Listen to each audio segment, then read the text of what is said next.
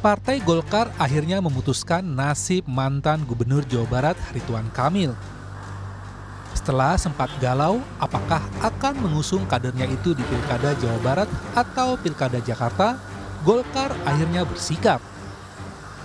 Golkar sudah sepaham dengan Gerindra, rekan satu koalisinya di Koalisi Indonesia Maju atau KIM yang mengusung Ridwan Kamil di Pilkada Jakarta 2024.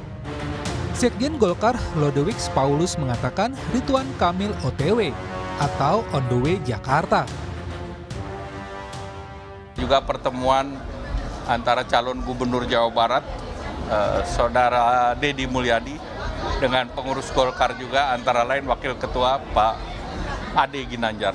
Jadi pembicaraan sudah sampai sana. Ya kan udah jelas kalau Jawa Barat begitu, Jakarta siapa masih nanya. Apalagi Jakartanya Kim Plus. OTW Jakarta jadi RK jadi benar. Mungkin video baliho dipasang lagi kali ya. Gimana? Kira-kira pengumumannya kapan, Pak? Hah? Pengumuman kapan? Karena kan dikit lagi mau. Yang jelas tanggal 27 sudah ada pengumuman.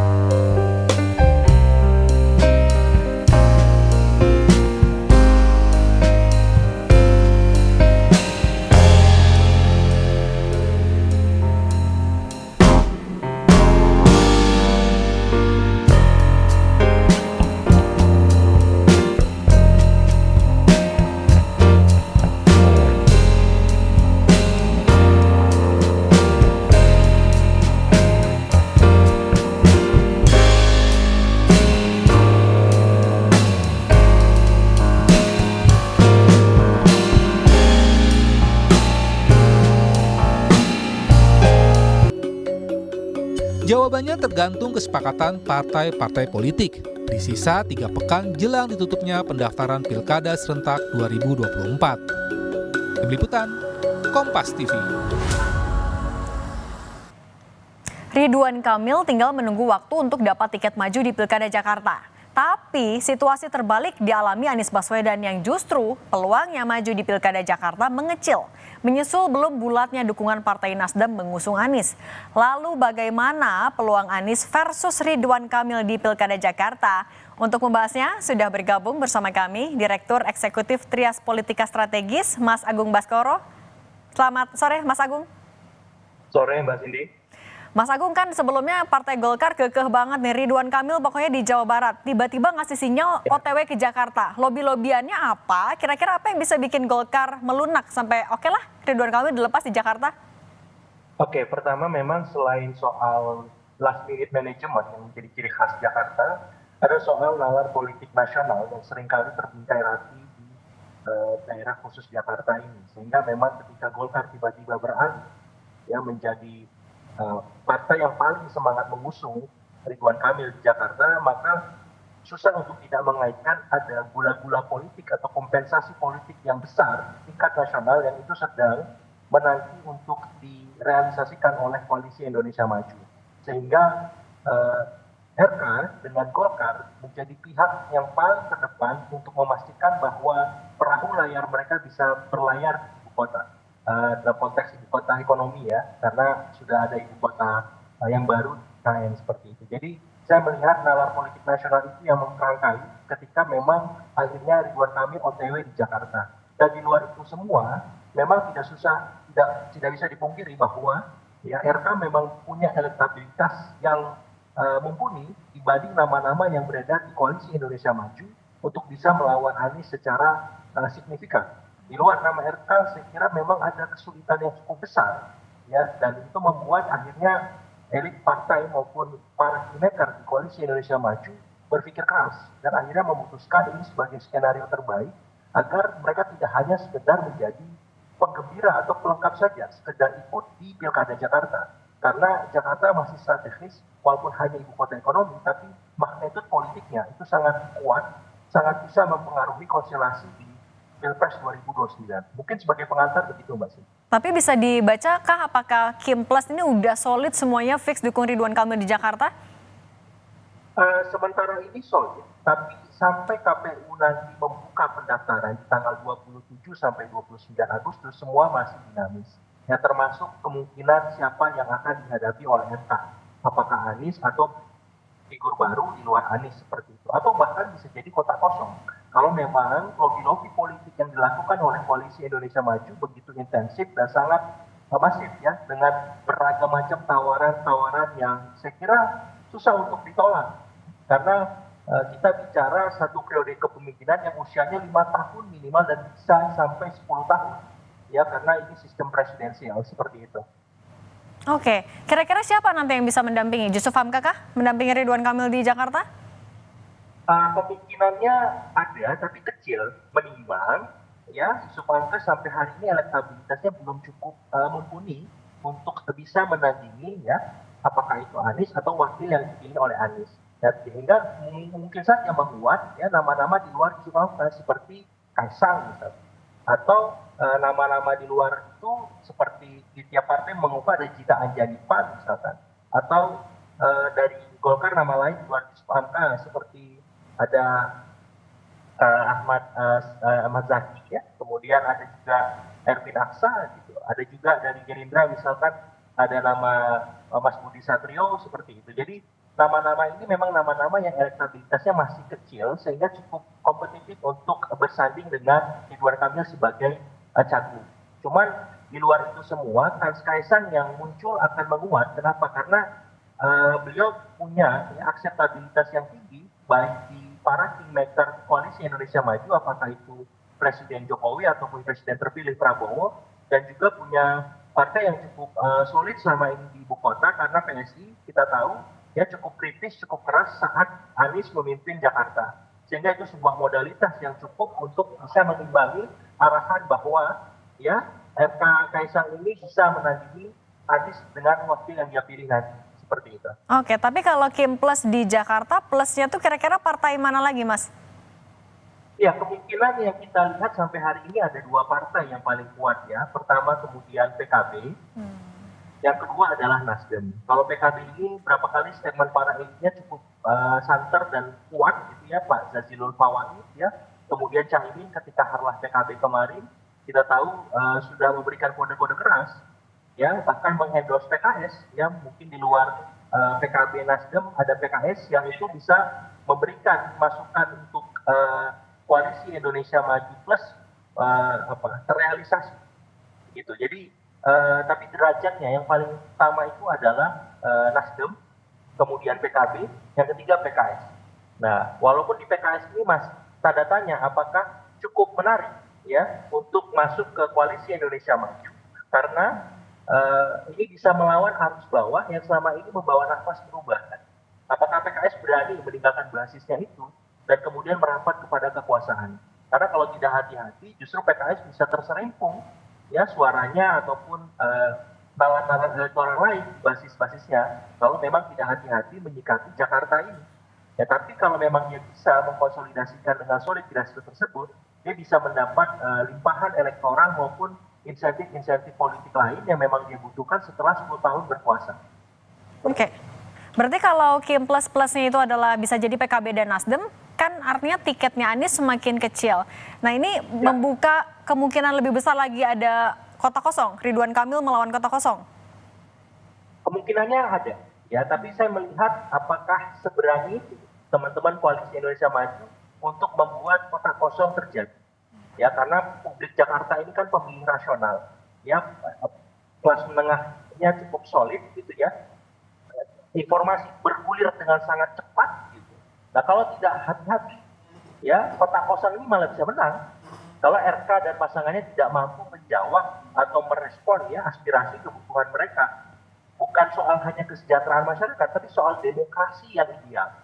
Ya, karena mereka ingin calon-calon yang maju di Jakarta adalah orang-orang terbaik, orang-orang pilihan, tanpa ada skema jegal-menjegal seperti itu. Nah, kalau misalkan kota kosong memang terrealisasi, saya khawatir justru kampanye kota kosong yang lebih masif ketimbang kampanye untuk Ridwan Kamil misalkan.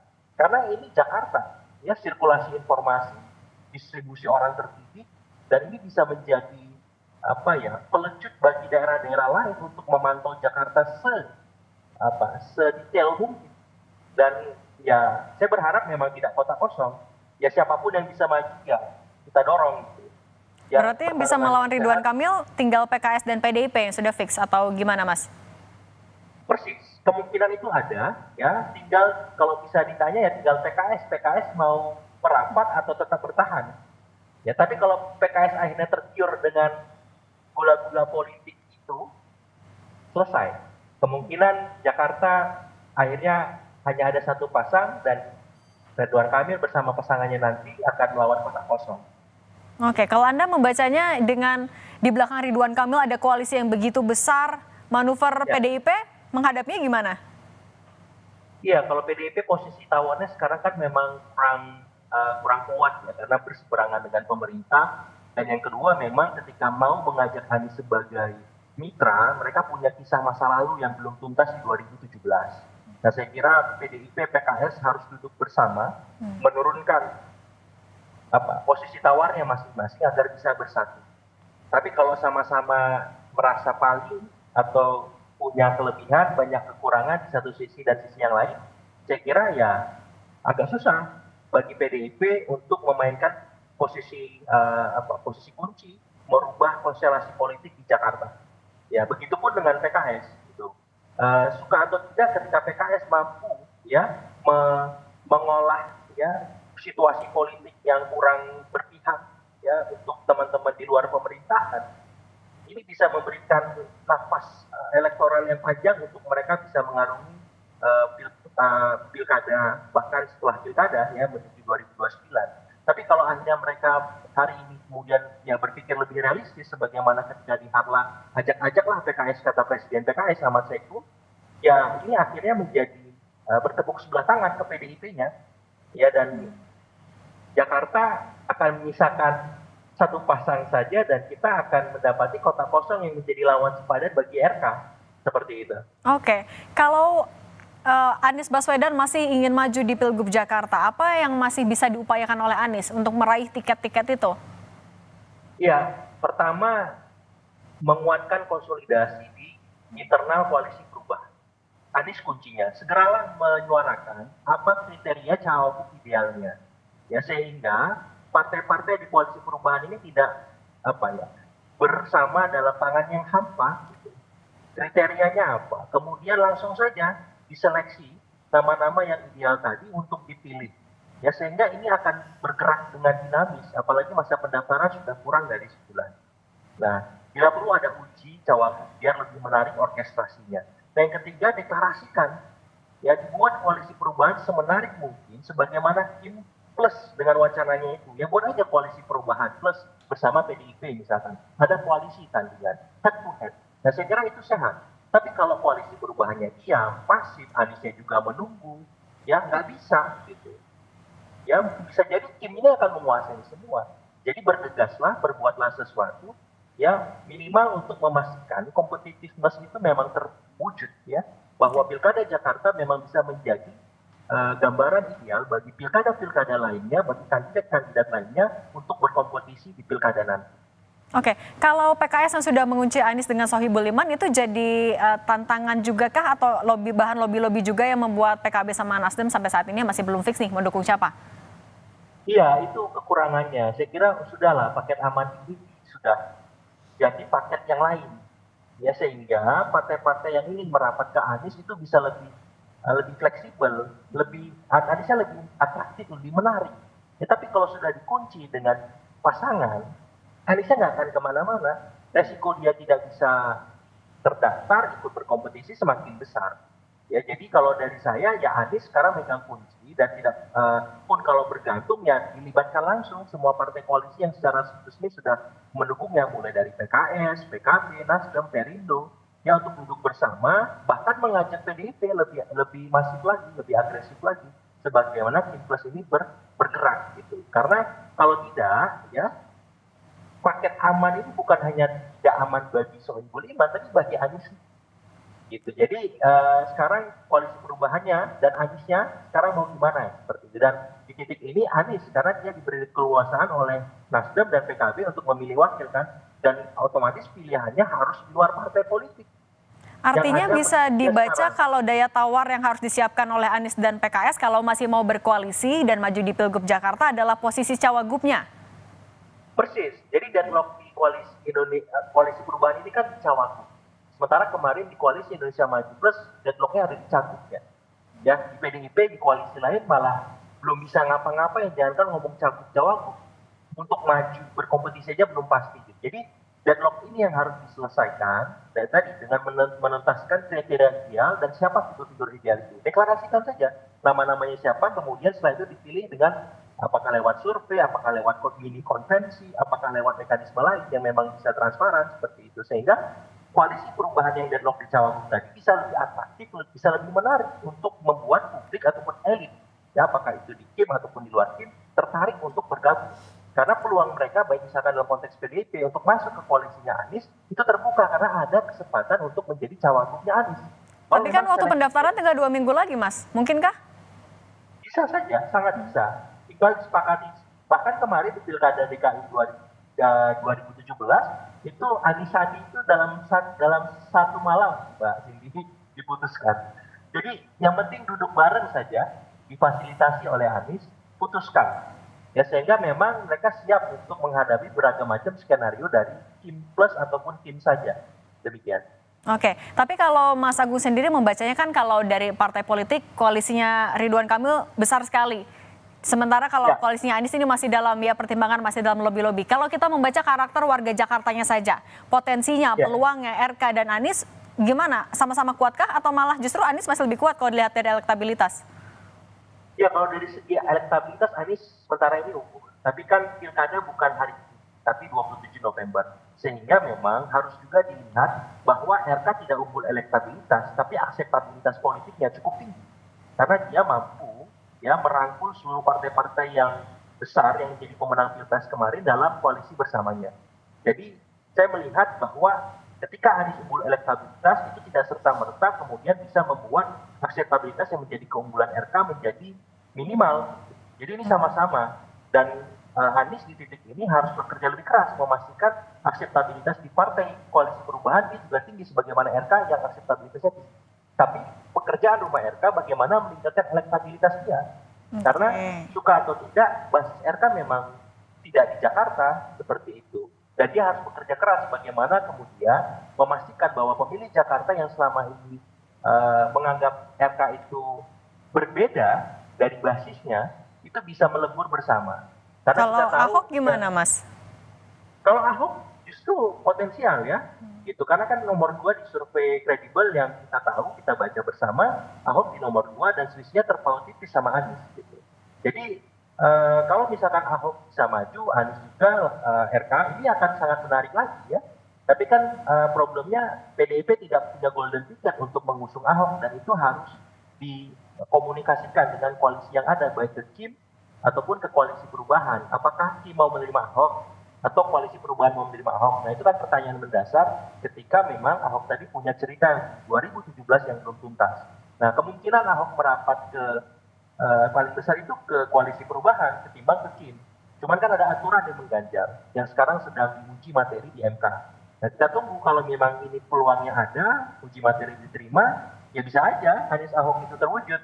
Tapi tinggal PDIP dan PKS-nya ataupun ya PDIP bersama koalisi perubahan sepakat nggak mengusung dua nama ini sebagai paket calon seperti itu.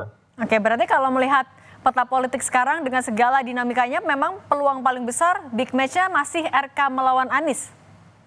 Sementara ini Anies versus RK ini paling besar, tapi tidak menutup kemungkinan skema lain, apakah itu 3 pasang ataupun kota kosong.